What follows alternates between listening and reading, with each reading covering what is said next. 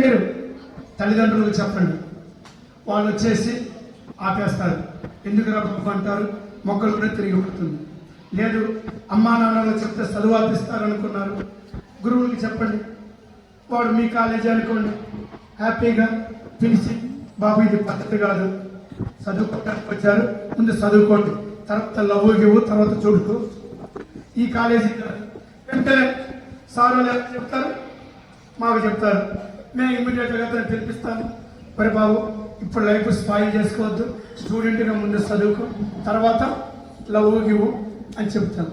అది అంతటితో క్లోజ్ అయ్యి హ్యాపీగా మీరు చదువుకోవచ్చు. ఇది కరెక్ట్ అంటారా కాదంటారా?